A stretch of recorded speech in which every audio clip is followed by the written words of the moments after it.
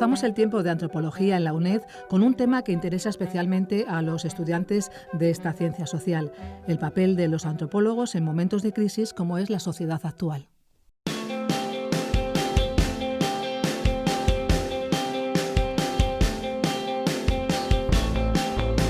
La profesora del Departamento de Antropología Social y Cultural de la UNED, María García Alonso, nos invita a reflexionar sobre las prácticas posibles en antropología y para conocer las experiencias y las expectativas de primera mano ha invitado a una experta, profesora de Antropología de la Universidad Nova de Lisboa, que investiga sobre estas cuestiones.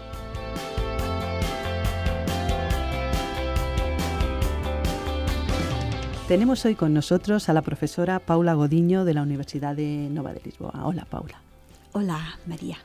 Hay un tema que me parece que sería relevante para reflexionar y tiene que ver con el papel de la antropología, el papel de los antropólogos en los estudios sobre crisis. Porque muchas veces en las etnografías clásicas, aunque el tema de las distintas crisis sociales ha sido tenido en cuenta pues, muchas veces, es verdad que en las sociedades actuales en las que ocurren tantas circunstancias económicas, políticas, en fin, en esta vorágine en la que nos encontramos, hace a veces difícil percibir qué puede trabajar un antropólogo o qué planteamientos puede tener un antropólogo para abordar las épocas de crisis. Pues creo que nuestra ciencia clásicamente, sobre todo con el estructuro funcionalismo, no nos ha dado muchas herramientas para lidiar con situaciones de mudanza, de cambio social rápido.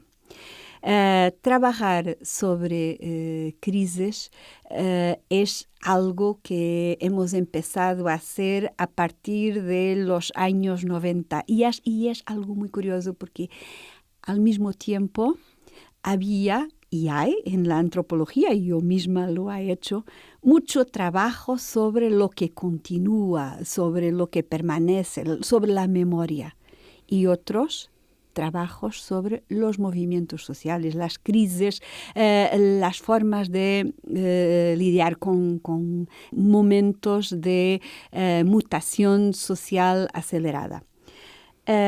Como antropóloga he trabajado algo sobre eso, porque trabajé sobre sobre una crisis tremenda, la guerra civil en la frontera, la guerra civil de España leída a partir de la frontera portuguesa, y ha trabajado sobre otros movimientos sociales también en Portugal. Yo creo que hoy, y ha escrito algo sobre eso, que ha sido publicado sobre todo el año pasado, creo que hoy, como antropólogos, podremos, con nuestras etnografías, identificar 3 prácticas posibles, por lo menos, en situaciones de crisis. ¿Cómo hacemos los humanos cuando nuestras vidas se desrutinizan? Lo que hacemos cuando todo cambia muy rápido. ¿Qué hacemos cuando nos muere alguien fundamental? Cuando quedamos en paro? Cuando por agentes externos nuestras vidas cambian muy rápido.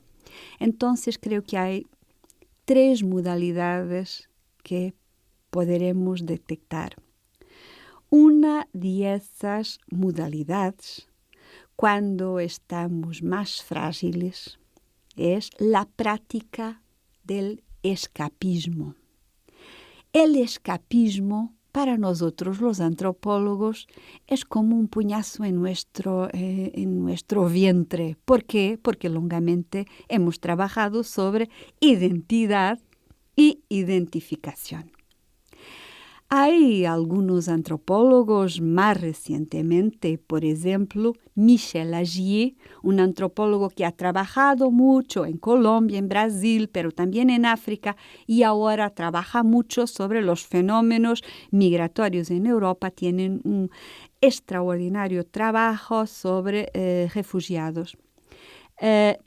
Michel Agier nos dice que hay situaciones en que quedamos en tiempos frontera y espacios frontera.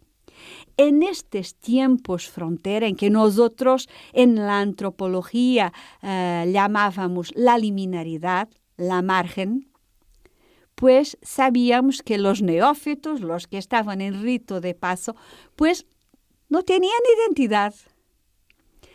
En los espacios frontera, y ahora tenemos todos los días en las pantallas de las teles estos espacios fronteras con personas como nosotros, a quien sus vidas anteriores eran tan difíciles que prefieren dilacerar sus cuerpos en los muros que hemos erguido o quedar en lo Mediterráneo. El Mediterráneo ya no es el Mare Nostrum, es un cementerio.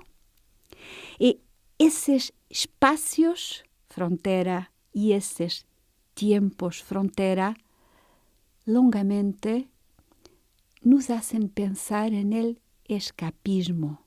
No tener identidad es una forma de resistir en lo límite. Porque si en esos momentos y en esos espacios si quieres tener una identidad, pues será peor.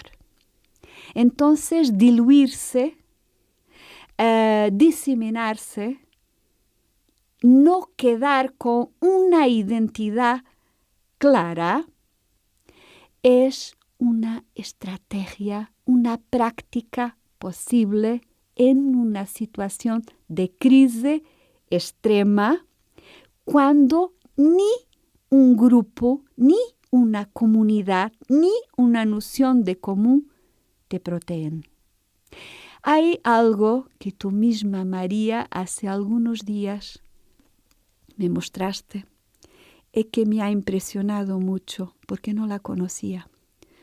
Una grandiosa y emocionante pancarta de los españoles antifascistas detenidos en Mauthausen, que en su pancarta escribían algo sobre... Sí, o sea, los españoles antifascistas saludan a los que vienen a liberarles o algo por el estilo. Era una pancarta que desplegaron en el momento en el que pues, las tropas, esta alianza en ese momento eran los rusos, venían a liberar el campo, ¿no? Esa pancarta es un señal de algo. Esos españoles tenían un sentido de grupo y de identidad, en lo caso antifascista, tan poderoso que mismo en un momento terrible los ayudaba. Y no necesitaban el escapismo. El escapismo es también una consecuencia de la ausencia de comunidades, de algo que reúna, de algo que permita a esas personas hacer su percurso con compañía, con otros, creando identidad. Pero me pregunto, escuchándote, ¿no? Si la propia noción de refugiado no puede servir un poco como lugar en el que se fortalezca una identidad del refugiado. Es lo que dice en su libro más reciente, el antropólogo de que había hablado. Michel Agier tiene una obra muy bonita sobre la necesidad de construirmos una condición cosmopolita. Y la condición cosmopolita está arriba, abajo, al lado de la condición nacional, local, de patria chica, de lo que quieras. La condición cosmopolita, para Michel Agier, que ha trabajado mucho y trabaja sobre los refugiados, la condición cosmopolita es una forma de construir algo que incluya, que no excluya, porque ciudadanos del cosmos somos todos, en todo el lado. El escapismo es entonces un recurso cuando no tienes más nada. Y puede ser un recurso muy bien sucedido. Es un recurso de resistencia también a los estados en muchas situaciones. Hay un antropólogo, James C. Scott, que ha escrito mucho sobre este tipo de zonas de refugio. Dice que los desiertos, las montañas elevadas, los sitios poco atraentes como, por ejemplo, pantanos, marismas, son sitios para poblaciones que no quieren ser controladas. Mesmo en los espacios muy organizados de nuestras ciudades, repararás que hay siempre algunos lugares menos controlados, algunos lugares para el escapismo. El escapismo, entonces, es una de las prácticas posibles de resistir en situaciones en que no consigues construir nociones de común. Escapas y te vas y sientes tan solo que es solo tú que tienes que resolver tu problema. Bien diferente de la situación de los antifascistas españoles de Mauthausen, que es algo muy impresionante de sentido de grupo. A pesar de todo lo que han pasado, esa pancarta resgataba una identidad que había permanecido allí donde estaban en el tiempo de los fascismos, porque ha habido un tiempo de los fascismos, no era una locura de alguien, era un tiempo con fascismos. En ese tiempo se ha mantenido con esa identidad. Ellos no escapaban. Ellos estaban allí porque estaban sólidos en su identidad grupal también. Podrían tener diferencias, podrían ser más de esto, más de aquello, pero lo que era común era el antifascismo. Una otra práctica posible es algo que ha sido detectado por una extraordinaria antropóloga de la Universidad de Barcelona, Susana Narodsky, en un trabajo que ha hecho con Gavin Smith y que ha sido publicado por la primera vez en inglés, que se llama Immediate Struggles, y que ha sido traducido por la Universidad de Valencia, por la imprensa de la Universidad de Valencia, con el título de Las luchas inmediatas. Las luchas inmediatas es otro formato, otra práctica posible.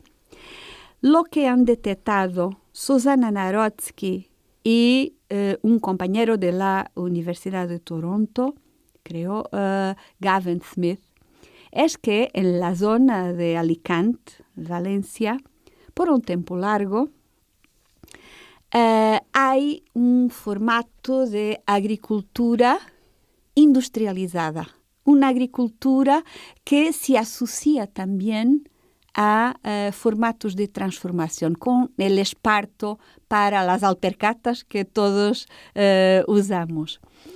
En esa zona se fabrican juguetes y alpercatas, sobre todo. Muchas otras cosas, pero estas son las más importantes. Entonces, lo que han detectado los antropólogos en ese contexto de producción, una producción hecha en pequeñas manufacturas, no hay grandes industrias, pequeñas manufacturas con alguna volatilidad, porque no duran mucho, Y en esas pequeñas manufacturas se coordina el trabajo con también trabajo en casa. Y es diferente trabajo de casa y trabajo en casa, porque trabajo de casa es lo que hacemos cuando cocinamos, cuando limpiamos. Otra cosa es trabajar en casa.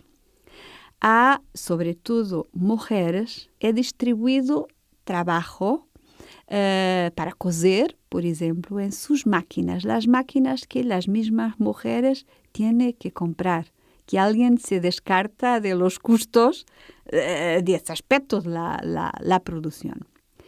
Pues para las señoras que Susana Narodsky y Gavin Smith han estudiado, para esas señoras, las luchas del cotidiano eran y son tan grandes que no hay tiempo también para pensar en hacer la revolución. La revolución. No, la revolución no entra en las luchas cotidianas porque tienes que poner comida en la mesa, porque tienes que pagar la prestación de tu coche, porque tienes tantas cosas que piensas que lo mejor es luchar por sí.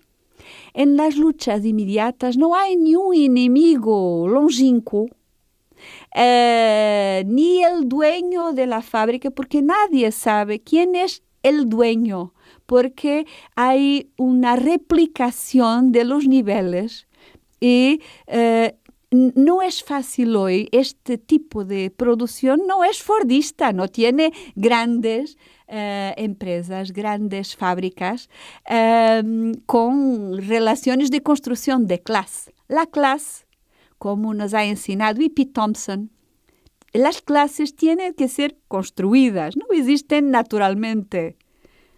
Aliás, la naturaleza es la cosa más culturalmente construida que existe. Y las clases no son naturales, las clases quedan por construir. Y para las luchas inmediatas, es lo cotidiano que es imperativo. Tienes que resolver tanta cosa que no vas a asociarte, no vas al sindicato. Y no hay nada de específico en la provincia de Valencia o de Alicante que te diga, en la zona de Alicante o de Valencia, que te diga, pues los de Alicante son mucho así, hacen las luchas inmediatas. Las luchas inmediatas están en todos los lugares, en las universidades también. Las luchas inmediatas no procuran quién tiene la responsabilidad de tu situación. Las luchas inmediatas procuran resolver de inmediato lo que es necesario. Estas luchas inmediatas son entonces la segunda práctica posible. La primera es el escapismo, la segunda son las luchas inmediatas. Las detectamos mucho también entre las costureras gallegas, las costureras en el norte de Portugal, y podríamos replicar porque están por todas las partes. Son las luchas para subsistir. Las cosas, subsistir, sí. Y no puedes decir, los de Alicante tienen tendencia a no ir al sindicato. Los de Alicante, de Valencia, Valencia ha sido el último gobierno de la República. Valencia y la provincia de Alicante, Elche, todo esto ha tenido importantes organizaciones anarquistas, la UGT. Entonces no puedes decir, no tienen tradición de revuelta. No, no es nada de eso, es otra cosa. Las luchas inmediatas son otra cosa. El tercero formato de práctica posible ante una situación de crisis, y la crisis puede ser solo poner comida en la mesa. La crisis es el cotidiano. La crisis es todo lo que nos pasa. Por ejemplo, para un jornalero andaluzo, ¿cuándo ha habido tiempo que no fuera de crisis? Porque era contratado al día. Quien es contratado al día solo puede prever su vida al día. La crisis era el fin del día. sería contratado o no el día siguiente. Sí, claro. Las luchas inmediatas son estas. La tercera práctica posible es la práctica de la organización del movimiento social, de construir algo con otros con quienes tienes similitudes. Construir nociones de común con tus vecinos, con los colegas en la universidad, hacer cosas comunes. Hay etnografías clásicas, por ejemplo, aquí en España, Carmen Lizón Tolosana ha estudiado mucho Galicia en una etnografía muy clásica. Y Carmen Lizón detectaba para Galicia algo que decía que era superior a todo el resto de España. Si todos los españoles se encuentran mucho a la mesa comiendo en sus fiestas, pues los galegos hacían muchas más fiestas. Y Carmen Lizón, en un texto muy pequeño que ha sido publicado en inglés, creo que no ha sido traducido, o por lo menos yo lo leí hace 30 y muchos años en inglés. En ese texto, Carmen Lizón dice que para los gallegos la necesidad de hacer tantas fiestas con mucha comida, comiendo en la misma mesa muchos, era algo para contrariar algo inherente al formato agrícola gallego, en que cada casa produce para sí, y los formatos de troca, intercambio entre casas, podrían ser escasos. Entonces, la fiesta era una manera de colocar en común quien en el cotidiano tenía mucha rivalidad. La tercera práctica común es entonces la práctica del movimiento colectivo en común, en que las personas se organizan para hacer algo. Estoy empezando a trabajar sobre un movimiento importante en Brasil y que es, creo que el mayor en número de personas y extensión ocupada, el mayor movimiento social en el mundo, que es el movimiento de los sem terra en Brasil. Aquí en Portugal y ahora también un poco en el Estado español, va a trabajar un poco sobre formatos de reforma agraria, cómo hacen las personas en el mundo rural, cómo han hecho en coyunturas determinadas en que los poderes centrales en Madrid, en Lisboa, permitían algo en relación a tierras que estaban en muchos casos abandonadas, sin ser cultivadas. ¿Cómo se han organizado? ¿Cómo han hecho? ¿Cómo ha sido el movimiento colectivo? En el caso portugués, trabajo ahora sobre los movimientos posteriores a la Revolución de los Claveles. En 1974, en Portugal, en el día 25 de abril, los militares han hecho un golpe. En el día 25 de abril, creo que para muchos en Portugal no se sabía lo que sería el golpe, porque lo que conocíamos de golpes militares en América Latina, por ejemplo, o aquí también en Portugal y en España, pues no era animador. No nos daba mucho ánimo, pero la revolución se ha convertido, el golpe se ha convertido en una revolución. Son muy conocidas las fotos de la población de Lisboa que está en árboles a ver lo que pasaba y a impedir que el poder pues pudiese tener algo de peor para las personas. La dictadura ha caído.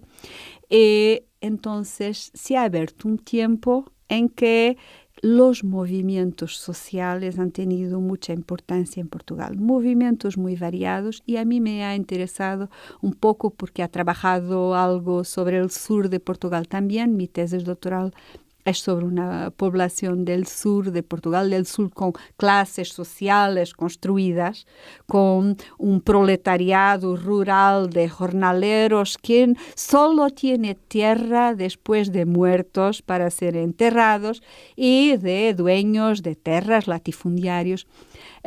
Y me ha interesado mucho ese proceso de socialización de la tierra que ha sido después derrotado, han sido vencidos, pero me ha interesado mucho el proceso de construcción de la resistencia en común, en una situación de crisis revolucionaria, porque las revoluciones son crisis, son momentos de transición rápida. Y es el tercero formato que detecté. Pues creo que no nos va a dar tiempo a más. Realmente, bueno, muchas gracias, Paula, porque creo que has abordado unos temas que son de verdadera relevancia y además, bueno, como siempre, muy metodológicamente armados, lo que permite a las personas que nos están escuchando, si quieren profundizar en alguno de estos temas, que se remitan a parte de la bibliografía que has citado. Encantada de tenerte aquí con nosotros en la UNED. Esperamos que puedas volver en otras ocasiones y hasta siempre. Hasta siempre, un gran placer.